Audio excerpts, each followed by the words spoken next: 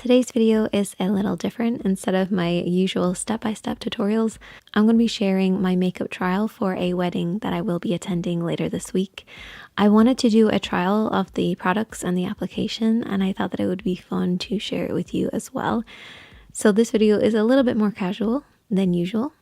However, if you enjoy tutorials that are more step-by-step and you are new to the Makeup Chair channel, then I might suggest hitting the subscribe button below. It's totally free. And if you're already subscribed, then thank you and welcome back. Now let's get started. So I moisturized my face and applied my eye cream about 20 minutes ago. So my skincare has had time to settle on my skin and we are ready for an eyeshadow primer. The job of an eyeshadow primer is to prevent the natural oils on the skin and the lid from breaking down the eyeshadow. Basically creates a barrier, which is especially important for weddings or long days and parties. So I'm going to be applying the primer from the lash line all the way up to the brows. Now I like to use a damp sponge to blend out my primer rather than using my fingertips. The sponge blends the primer much more evenly and then creates a much better base. So I highly recommend it. Give it a try and let me know if it works for you too. Now once the primer is on the lid, I'm going to be applying a cream eyeshadow as a second base. So I'm going to be applying this with a small brush right at the lash line area, or if you want, you can open your eyes, look forward, and see the little area that peeks out still. Basically, this will be the starting point for our smoky eye, so we want to add a lot of depth right at the lash line. And I love how easy this product goes on. It's one of the main reasons that I wanted to use it. This little pot is like magic. It's like powdery, but like creamy and like buttery and smooth, but then it sets perfectly. So it's like a cream to powder, but like it's like, I can't explain it. I've never used anything like it before. It is just beautiful to use. Highly recommend it. So once we have that as our base point right at the lash line, I'm next going to be applying a medium nude shade slightly above the cream. I want to apply this just to give it a little bit more fade and to start off our smoky eye. So this is about one shade lighter than the creamy base, but about one shade darker than my skin tone. Now we've kept this mostly on the lid. So before I blend up any further, I actually want to take a lighter shade and set underneath my brows. So the primer grips hold of eyeshadow. So to prevent any of that darker shade that I will be applying next from drifting up too high, I'm just going to apply this lighter shade in that area to prevent too much grip. So now I'm taking my favorite blending brush and I'm going to be using this shade that's at least one shade darker than my skin tone. And I'm going to be applying this in the crease area and also onto the brow bone area, but avoiding the area directly under my brows. And this is going to sweep really nicely over and back. So I'm doing soft sweeping motions, keeping my eyes open.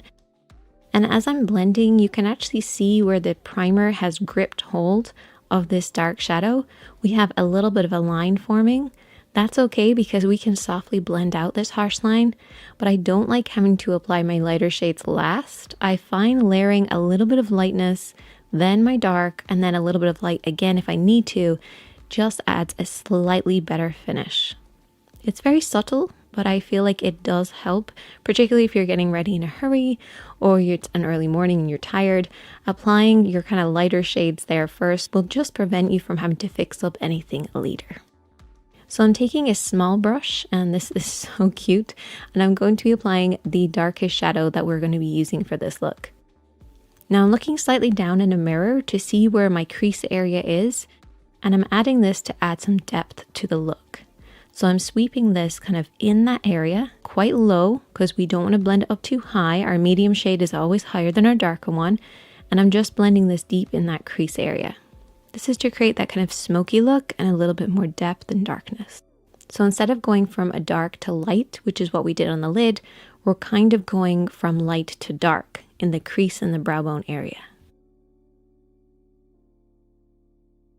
Using that same brush, I'm taking a warmer eyeshadow and I'm blending this kind of around everything just to create a nice fade. Now, I actually might switch the shadow out for my blush instead. I haven't quite decided on what blush I'm going to be using on my face, so I just kind of use this temporarily. I'm also thinking I might do a cut crease, maybe just on the inner corner. I'm not 100% sure. So I just applied that lighter shadow just on that inner corner just to kind of see what it would look like. I kind of like the darkness on that outer edge, so I don't know if I want it to be too bright on the inner corner. But what do you guys think? Let me know. Next, I applied Invisible Liner, which is a very, very thin amount of liner right at the lash line. I do have a video coming up on this very shortly, but it's kind of something that you can't see, but just adds a little bit more depth. I also applied my first layer of mascara before we're going to move on to applying some pencil liner. So this next tip is great for photographs. It makes such a difference, but it's so subtle in real life as well. So I'm applying a dark pencil on the upper waterline. So I'm going to look downwards and I'm applying this on the upper rim of the eye. It just adds so much more depth and smokiness to the eye, but it's so subtle and almost hidden in a way. I'm also going to be using this on the outer third of my eye because when I get a little bit tired, my eyes kind of droop. So applying this darker shadow on that outer third only on the lower waterline, it kind of lifts the eyes a little bit, prevents them from looking too dragged downwards, kind of enclosing this area. And then on the other 2/3, I'm actually going to apply a lighter pencil. So this should brighten the eyes while also lifting on the outer corner, which is another great thing for photographs if you have eyes like mine. I'm going to clean up around the eyes and the brow bone and applying some falsies. And to add to that lifted look, I'm going to keep the outer edge quite sharp and lifted, so working upwards. This is going to bring my eyes closer together because they're slightly wide set, while also preventing that droopiness that I can get in photographs when I'm quite tired. Now for under the eyes, I want it kind of clean, but I also want some definition. I still haven't quite decided on what I want to do here. I just decided to use a little bit of the product underneath that we've already applied earlier. So whatever's left over on the brush, I kind of swept this underneath the eyes. I'm not sure if I want to go for like a really clean kind of vintage look under the eyes or if I want to go a little smoky. So let me know what you guys think. What should I do? But that is the finished look for now.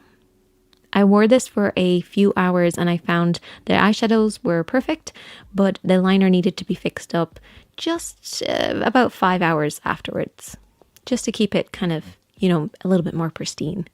But aside from that, everything stayed in place. I also love the fact that I can apply a little bit more of that cream if I wanted to add a little bit more smokiness because it's great for layering. But I would love to know if you have any suggestions of what doesn't or does work for you. As always, my friends, be kind to yourself, be kind to others. You are doing